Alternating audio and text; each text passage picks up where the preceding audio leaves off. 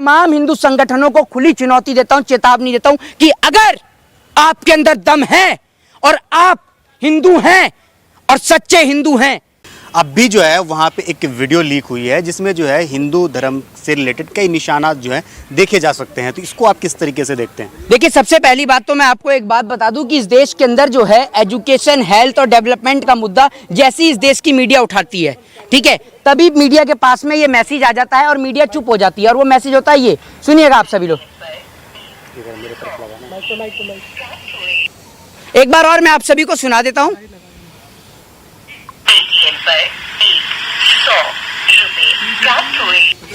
ये इसका अर्थ ये है, इसका मतलब ये है कि जैसे ही देश की मीडिया जो है उनका मतलब पूरा कॉन्ट्रैक्ट है या फिर सरकार से जो उनकी दलाली है वो खत्म हो जाती है ना, तो सही लाइन पे आ जाती है एजुकेशन, हेल्थ और डेवलपमेंट पे। लेकिन जैसे ही ये पेटीएम वाला मैसेज सुनती है और वापस से अपनी जगह पे आ जाती है। इस देश के अंदर जिस तरीके से मंदिर और मस्जिद के नाम का प्रोपोगेंडा चल रहा है, मैं आपसे पूछना चाहता हूँ, क्या आप लोग, आप तमाम मीडिया के लोग, जो आप लोगों के माध्यम से मैं नेशनल चैनल को ये बात कह रहा हूं, जो लोगों ने भगवान को इतना ऐसा बना दिया है कि भगवान क्या इतने छोटे हैं कि भगवान आपको ऐसे ही कहीं भी मिल जाएंगे। जब अर्जुन को भगवान श्री कृष्ण के दर्शन करने थे, तब भगवान श्री कृष्ण ने अर्जुन को दिव्य दृष्टि दी थी, तब जाके वो भगवान के दर्शन करके आए थे। ये लोग जो इस तरीके से देश का माहौल खराब कर रहे हैं, इस देश के अंदर हिंदू और मुसलमान के नाम पर जो राजनीति कर रहे हैं, वो पूरा देश देख रहा है।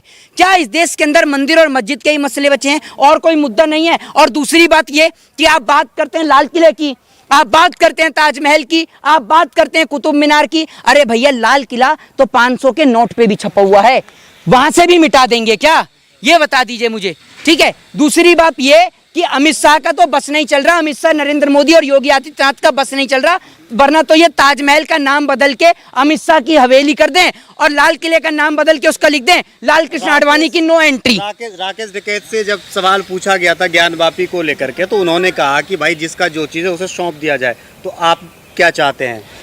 मैं इस देश के अंदर स्कूल, एजुकेशन, हेल्थ और डेवलपमेंट चाहता हूं। आप जैसे पत्रकारों की तरह नहीं सिर्फ हिंदू और मुसलमान के नाम पर मैं इस देश में दंगा चाहता हूं। मेरे को सिर्फ इस देश में अमन, चैन और शांति चाहिए। ये देश के अंदर जो मुद्दे निकल कर आ रहे हैं, लाल किले के, ताजमहल के, कुतुब मीनार के, अरे भैया, इन लोगों ने इतना देश का माहौल खराब कर दिया है कि ये जो मैंने आपसे बात कही है ना, ये कभी भी ताजमहल का नाम बदल के अमित शाह की हवेली कर सकते हैं और लाल किले का नाम बदल के लिख देंगे लाल कृष्ण आडवाणी की नो एंट्री, ये भी कर सकते हैं कभी भी। वीडियो से तो साबित हो रहा है। क्या साबित हो रहा है? कि वो शिवलिंग ही है, कभी वहाँ पे मंदिर ही था। आप एक बात मुझे बताइए, सुनिए जनाब जाहिद शेख, मेरी बात को सुनिए, ठीक है। आप जिस तरीके का प्रोपोगेंडा फैलाते हैं ना, मैं अच्छी तरीके से जानता हूं। ये अपनी टीआरपी के लिए ये कहना चाहते हैं, ये अपनी टीआरपी बटोरने के लिए, इनके कहने का मकसद ये है, इन जैसे पत्रकारों का, सीधा खुलेआम कहता हूं, इनका काम है सिर्फ हिंदू और मुसलमान करना, ठीक है ना। आपको अगर वीडियोग्राफी के माध्यम से इतना ही पता चलता है और आपको इतना ही नजर आ रहा है कि वहां पर शिवलिंग है, तो जाके चार्जशीट लगाइए कोर्ट में। कोर्ट ने अब तक फैसला क्यों नहीं दिया? आप जैसे पत्रकारों को देखकर या आपकी नजर को देख के कोर्ट फैसला देगा कि वहां पर शिवलिंग है या फवारा है? आपको ज्यादा एक मिनट, तो वीडियो लीक हुआ है। आप एक बात मुझे बताइए, वीडियो लीक तो जब पेपर लीक होता है तब नहीं देखती हैं आप? हैं आप आज देख रही हैं, आप कह रही हैं इस बात के लिए कि वहां पर शिवलिंग है, और अगर आप इतने ही दावे के साथ कह रहे हैं, साबित कर रहे हैं कि वो फव्वारा ही है। मैंने तो ये भी बात कही नहीं है। मैं तो ये बात कह रहा हूं कि क्या आप भगवान को इतना छोटा मानते हैं? क्या भगवान इतने छोटे हैं कि भगवान कहीं भी किसी भी जगह मिल जाएंगे? आपने धर्म का मजाक बना रखा है, आपने धर्म का मजाक बना रखा है। आप जैसे चंद पत्रकार इस देश के अंदर देश का स्वार्थ खराब कर रहे हैं, देश का माहौल खराब कर रहे हैं। भगवान कोई ऐसी चीज नहीं है कि जो भगवान आपको हर जगह मिल जाएंगे। भगवान आपको ऐसे ही नहीं मिल जाएंगे, ऐसे ही नहीं दिख जाएंगे। भगवान को ढूंढने के लिए आपके पास आप कर्म होने चाहिए। भगवान के लिए आपके कर्म है इतने अच्छे। भगवान को तो ढूंढा जा रहा है।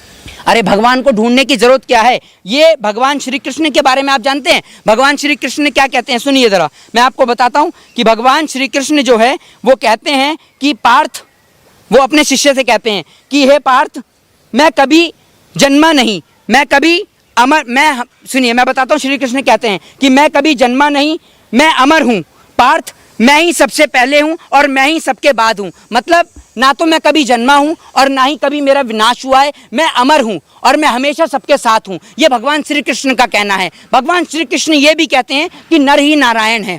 कोई भी हिंदू धर्म का व्यक्ति, सुन लीजिए, मैं तमाम हिंदू संगठनों को खुली चुनौती देता हूं, चेतावनी देता हूं कि अगर आपके अंदर दम है और आप हिंदू हैं और सच्चे हिंदू हैं तो कश्मीर मोहित शर्मा भी जा रहे हैं, आप भी कश्मीर चलिए। हमारे कश्मीरी भाई बैठे हुए हैं, कश्मीरी पंडित बैठे हैं, जिन्होंने पलायन करने तक की धमकी सरकार को दे दी है कि अगर हमारे को सुरक्षा नहीं दी गई तो हम पलायन करेंगे। आपने पूछा, चुप रहिए, पहले मुझे आप सवाल पूरा करने देंगे? पहले आप मुझे सवाल का जवाब पूरा करने देंगे या चिल्लाती रहेंगे आप 24 घंटे?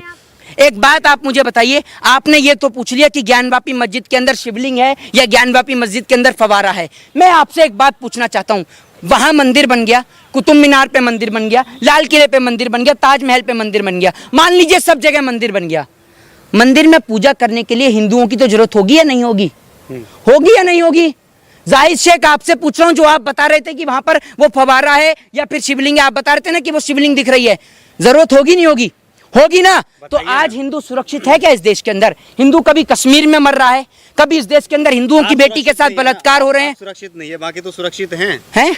बाकी सुरक्षित हैं, तो वो जो कश्मीर में बैठे हुए हैं आपको नजर नहीं आते? आंख से अंधे हैं आप? हैं? या फिर आपके भी अकाउंट में पेटीएम से कुछ चंदा आ गया है, आप आंख से अंधे हैं?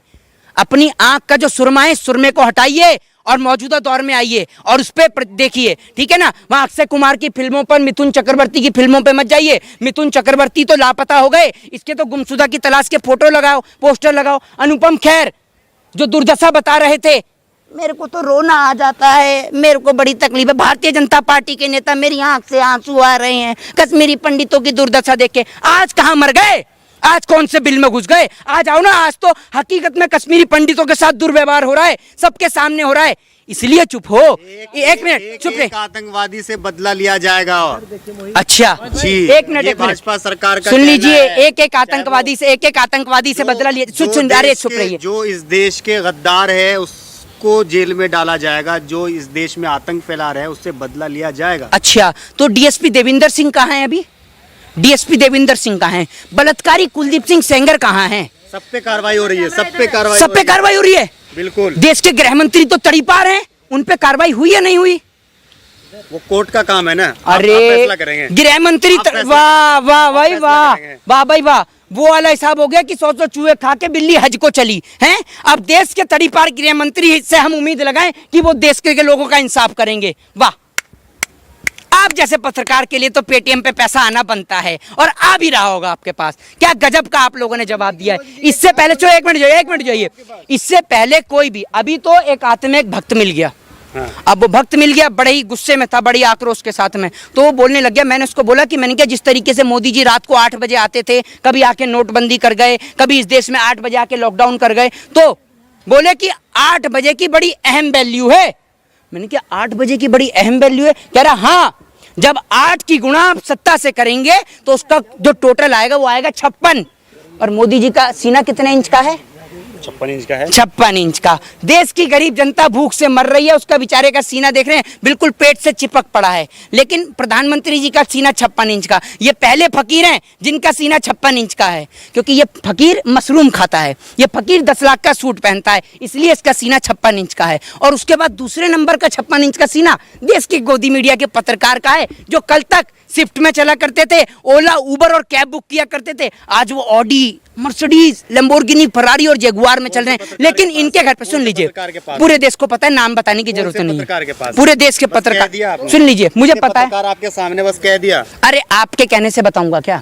आपके कहने से नाम लूंगा? नहीं, आपके कहने से बताऊंगा। अगर नाम ले दिया तो मेरे ऊपर मुकदमा दर्ज हो जाएगा, ठीक है? और आप लोग तो बड़े खुश होंगे, पहले ही मुकदमे चल रहे हैं। नहीं, हम क्यों डरेंगे? अरे हम क्यों डरेंगे?